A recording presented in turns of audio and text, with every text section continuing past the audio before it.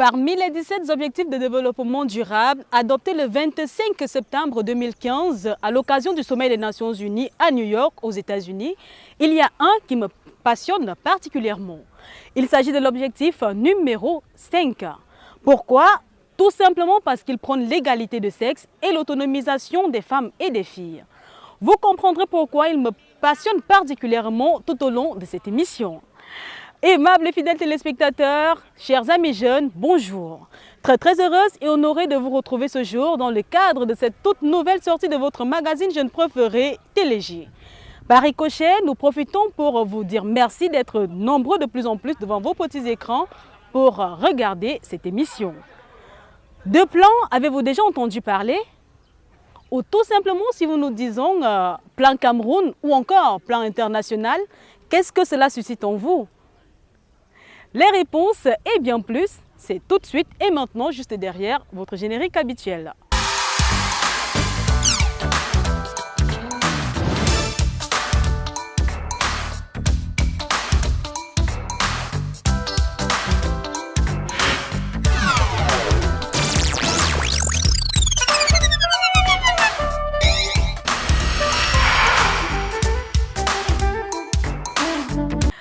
Aimables et fidèles téléspectateurs, une fois de plus, bonjour. Plan, parlons-en. C'est une organisation créée en 1937 par le journaliste John London Davis et le travailleur humanitaire Eric Muggeridge, dont le but était de venir en aide aux enfants bouleversés par la guerre civile d'Espagne. Cette organisation fait son apparition au Cameroun dans les années 1996 et ses actions sont visibles sur l'ensemble du triangle national. Ces actions se vérifient en faveur des jeunes, des enfants et des femmes. Parmi la foultitude de partenaires que compte cette organisation, il y a l'Agence française de développement et aussi de nombreuses associations. Parmi ces associations, il y a l'association des jeunes solidaires de la briqueterie, dont notre reporter Josiane Choumé nous fait découvrir ce jour en caméra embarquée. Sans plus attendre, retrouvons-la. Vulnérabilité des familles, insalubrité, délinquance, chômage des jeunes, grossesse précoce, promiscuité, que sais-je encore, autant de mots qui caractérisent bon nombre de quartiers à habitat précaire. Le quartier briqueterie, plus précisément dans la commune de Yaoundé 2 où l'on se trouve en ce moment, en est l'une des parfaites illustrations. Conscients de tout ceci, les jeunes de ce quartier se sont constitués en association dénommée AJSB, entendez, Amicale des jeunes solidaires de la briqueterie. Créée en 2012 dans le but de changer l'image dégradante et stigmatisante du quartier briqueterie, l'AJSB, entendez, Amicale des jeunes solidaires de la briqueterie, est dirigée depuis lors par Souleymane Talé. Nous avons commencé avec des petites tontines entre nous. Je me rappelle, c'était la première fois on avait des tontines de 1000 francs. Et je crois que ça a parti à 35 000. Et on le faisait chaque samedi. Et une fois qu'on s'est réunis, chacun a cotisé, on faisait le tirage au sort et la personne qui gagne, on lui remet cet argent-là. Et après, nous avons eu des idées, pourquoi pas aller plus loin. Nous avons commencé à aider nos petits frères qui n'avaient pas, que les parents étaient un peu démunis, qui n'avaient pas moyen de les envoyer à l'école. Et c'est comme ça que nous avons cheminé. Et après un autre volet, au fur et à mesure, nous avons commencé à aider nos jeunes frères, par exemple ceux-là qui avaient les cérémonies de mariage, ceux-là qui avaient des problèmes de, on va dire, ceux-là qui ont eu des naissances dans la famille et qu'il fallait organiser une petite cérémonie. Outre les campagnes d'hygiène et de salubrité, l'AJSB s'illustre également à travers des formations professionnelles et l'établissement des actes de naissance des enfants. L'objectif principal de l'AJSB, c'est quoi? C'est celle de voir les communautés vivre mieux que ça. Ça veut dire quoi? On voudrait voir qu'il y ait une communauté qui s'engage citoyennement et dans chaque conception, qu'on ait un jeune qui est responsable, qui a un emploi, soit qui a un métier et qui se débrouille vraiment. Et on ne voudrait plus voir les jeunes qui n'ont rien à faire à la briqueterie. Grâce au travail abattu, l'association AJSB a bénéficié de la mise en œuvre du projet Avenir porté par l'ONG Plan Cameroun. Depuis que nous avons été approchés par Plan International Cameroun, beaucoup de choses ont changé. On a amélioré notre vision, on a amélioré nos capacités aussi. On a bénéficié aussi des renforcements des capacités en matière de la gestion organisationnelle et surtout la gestion d'une association et tout ce qui va avec. Grâce au projet Avenir, nombreux sont les jeunes de l'arrondissement de Yaoundé 2 qui ont été formés et financés avec pour conséquence directe le changement des mentalités. Il y avait des mentalités vraiment difficiles, mais maintenant les gens ont évolué et avant on ne pouvait pas nous accepter facilement, mais maintenant on nous accepte. Malgré tout ceci, des difficultés subsistent. Il y a des difficultés financières, il y a aussi d'autres difficultés d'ordre peut-être je vais dire du côté du partenariat avec d'autres structures de Yaoundé 2 qui n'ont pas peut-être la même vision ou bien qui ne veulent pas, qui ne veulent pas évoluer. Nous ne saurons partir de l'AJSB sans un message clé du président. Les jeunes, il y a beaucoup d'opportunités à saisir et surtout, il faut la saisir. Et pour ceux-là qui sont à l'école, moi, je vous dis une chose qui est claire, je n'ai pas eu la chance d'avoir les diplômes et tout ça, mais ceux qui sont encore à l'école, il n'y a pas plus que l'école. Grâce à l'amicale des jeunes solidaires de la briqueterie, les jeunes de la commune de Yaoundé 2 sortent progressivement de leur situation de vulnérabilité vers une véritable autonomisation. Pour l'émission Téléjeunes, je suis Josiane Choumi. Bye bye!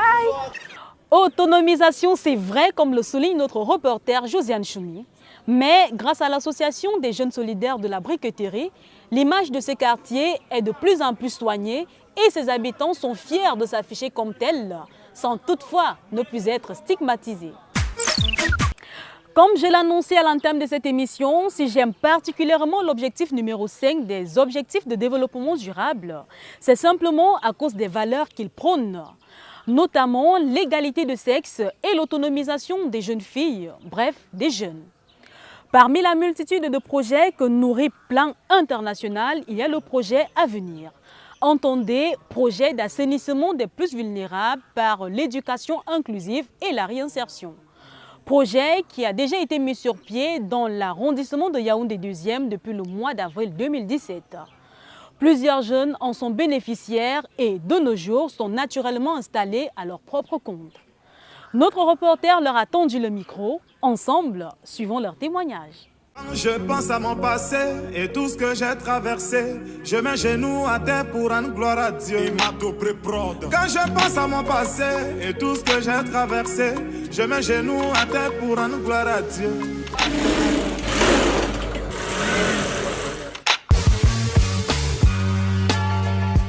J'étais juste à la maison, je faisais rien. J'ai découvert le projet Avenir grâce à ma cousine. Elle a été formée là-bas, elle est venue me donner les informations, comment ça se passe. Et ça, j'ai été intéressée, j'ai dit qu'elle m'accompagne. Je m'en vais m'enregistrer aussi. Après l'enregistrement, j'ai eu l'appel de la GSB pour m'informer que je vais déjà commencer la formation. La formation a duré 8 mois. 6 mois de formation et 3 mois de stage. Grâce à Plan International, on a pu avoir des machines et l'appui pour le loyer de 5 mois. Après, on a eu les tissus, les matériels pour la couture. Je remercie Plan International de m'avoir formée parce qu'avant, j'étais à la maison, je ne faisais rien. Et maintenant, j'ai quand même quelque chose à faire. Je n'ai plus le temps de demander à mes parents de me faire ceci, cela. Je le fais moi-même. J'étais dans un quartier à la Cité Verte. J'ai découvert les tracts. Bon, quand je me suis renseignée, ils m'ont dit qu'ils forment les jeunes filles. J'ai décidé, puisque à l'époque je n'avais rien à faire, j'ai décidé donc d'aller me faire enregistrer parce qu'on passait par un enregistrement. Et bon, j'ai été retenue et j'ai suivi ma formation. J'ai sollicité la cuisine, raison pour laquelle je suis en tenue actuellement, tenue de cuisine. Je remercie Plan International et l'AJSB parce que grâce à cette formation, j'ai pu trouver un emploi. Et je peux dire quoi, je vis de ça actuellement. C'est Dieu le dernier mot. Mon heure a sonné. Après la pluie, le beau temps. Mon heure a sonné. J'ai découvert le projet Avenir par le biais de ma voisine. C'est grâce à elle que j'ai connu le projet Avenir, que j'ai connu Plan Cameroun, AJSB et autres. Et maintenant, je remercie encore le Plan International Cameroun pour avoir vraiment voulu aider les jeunes Camerounais, la jeune fille à s'auto-prendre en charge, à être indépendante. Avant, je faisais vraiment rien de bon, je me débrouillais. C'est Dieu le dernier mot. Je jouais au ballon, je faisais les entraînements. En dehors du football, je n'avais pas une activité rentable et quand on m'a parlé du projet, j'ai sauté pour l'occasion d'avoir une activité rentable. Et c'est là que je me suis inscrit. Quelques mois plus tard, on m'appelle, on me dit que vous êtes amis. Quand je suis arrivé, alors, on m'a fait comprendre que ici, là, on aidait les jeunes à avoir un métier, pour qu'ils puissent apprendre un métier. Et c'est là qu'on m'a dit que je faisais qu'un métier. J'ai dit que je voulais faire la coiffure. Et c'est là que le Plan Cameroun m'a donné l'opportunité d'apprendre cette coiffure en me mettant dans un centre de formation qu'on appelle le CPF de Chinga. Après le CPF, j'ai fait maintenant un stage bloqué de 2 mois. Après le stage bloqué, c'est là qu'on nous a donné nos diplômes, nos attestations, en prouvant que nous avons un métier. Pour les jeunes qui aimeraient apprendre un métier comme moi, bon, c'est vrai que j'ai eu ma formation au hasard parce que Dieu a décidé. Mais selon moi, j'aimerais leur dire ceci. C'est peut-être qu'on sensibilise les jeunes pour quelque chose qui partent d'abord, ils essaient un peu de voir. Le conseil que je vais donner aux jeunes filles, c'est de chercher, même si c'est quelque chose à faire quand même. Parce que ce n'est pas tout ce que tu veux que tes parents vont te faire, quoi. Le message que je peux donner aux jeunes filles, c'est de ne pas se laisser entraîner par la facilité. Bon, d'avoir d'abord un métier parce qu'on nous dit toujours que la femme c'est celle qui sait se battre.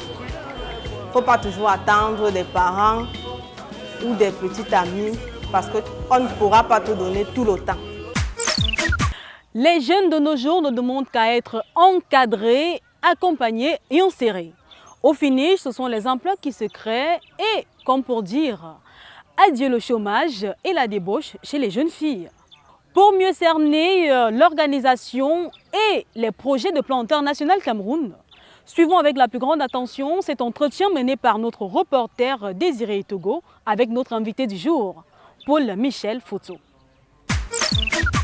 Madame Paul-Michel Fosso, c'est son nom, conseillère technique genre en charge du projet Avenir à Plan International Cameroun. Nous nous entretenons avec elle aujourd'hui dans le cadre de notre entretien du jour. Bonjour madame et bienvenue sur notre plateau. Bonjour. Comment vous sentez-vous? Bien. Vous êtes tout le temps entouré avec des jeunes, vous vous occupez des problèmes des jeunes et puis vous êtes également maman. Est-ce qu'il y a quelques expressions quand vous écoutez les jeunes qui vous marquent le plus souvent? Oui, les jeunes maintenant, ils ont des expressions que je trouve vraiment un peu bizarres. Ils aiment bien dire l'ondem. L'ondem c'est quoi? Ils s'appellent l'engo, la meuf et autres. Surtout que j'ai des enfants, j'ai des jeunes, une jeune fille de 14 ans. Elle aime toujours dire, maman, nous les jeunes, on tchandem. Je dis, qu'est-ce que ça veut dire tchandem? Et si on vous demandait de définir en quelques mots cette jeunesse-là? La jeunesse camerounaise, c'est une jeunesse qui est assez vive, qui est dynamique, qui peut faire beaucoup de choses dans ce pays si elle est accompagnée et encadrée. D'entrée de jeu, que faut-il entendre par Plan International Cameroun? Plan, déjà, certaines personnes pensent que c'est un acronyme. Non, ce n'est pas ça. Plan, c'est une organisation internationale de développement humanitaire centrée sur l'enfant qui a été créée en 1937 en Espagne et qui a débuté ici au Cameroun en 1996. En quoi est-ce que cette organisation diffère-t-elle des autres qui œuvrent dans la promotion et la protection des droits de l'enfant, à l'instar de l'UNICEF par exemple? Beaucoup d'organisations font dans le développement communautaire et travaillent sur les enfants, à l'instar de Plan qui travaille sur les enfants. Mais la particularité avec Plan international, c'est que nous avons pour priorité, pour cible prioritaire, déjà les enfants, mais dans les enfants, plus particulièrement la fille, l'adolescente, la jeune femme.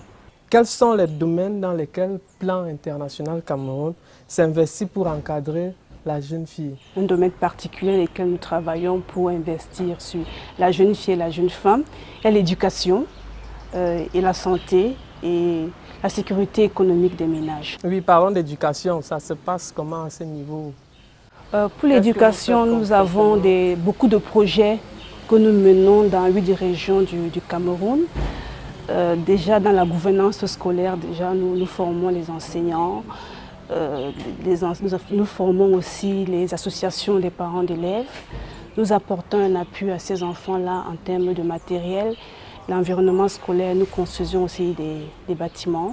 Des formations que vous faites aux enseignants, vous leur inculquez quoi comme enseignement? C'est des enseignements pour le suivi pédagogique des enfants.